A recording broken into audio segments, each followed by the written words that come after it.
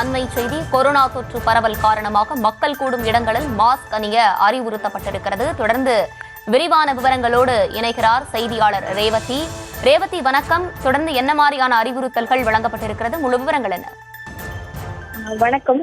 சமீப நாட்களாக கோவிட் பெருந்தொற்று மீண்டும் தலைத்தூக்க தொடங்கியிருப்பது போன்ற செய்திகள் தொடர்ந்து வருவதன் காரணமாக பொது சுகாதாரத்துறை இயக்குநர் செல்வ விநாயகம் அனைத்து மாவட்ட சுகாதார அதிகாரிகள் மற்றும் நகர சுகாதார அதிகாரிகளுக்கு பல்வேறு அறிவுறுத்தல்களை வழங்கியுள்ளார். அந்த அறிவுறுத்தல்களை பொறுத்தவரை குறிப்பாக அனைத்து வகையான கண்காணிப்பு பிரிவுகளையும் கவனித்து வைக்க வேண்டும்.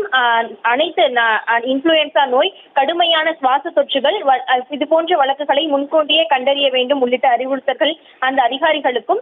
சமூகத்தை பொறுத்தவரை குறிப்பாக பொது இடங்களில் சோப்பு, கை சுத்திகரிப்பான்கள் உள்ளிட்டவற்றை பயன்படுத்த வேண்டும் என்றும், சுவாசப்பருப்புகளை குறைவான நெரிசல் அதிகமாக இருக்கக்கூடிய இடங்களில் முகக்கவசம் அணிய வேண்டும் உள்ளிட்ட பல்வேறு அறிவுறுத்தல்கள் வழங்கப்பட்டுள்ளது.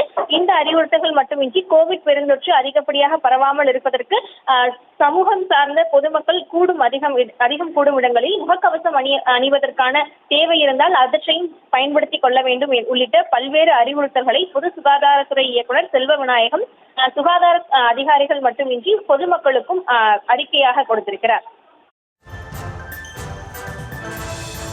விவரங்களை வழங்கியமைக்கு நன்றி ரேவதி.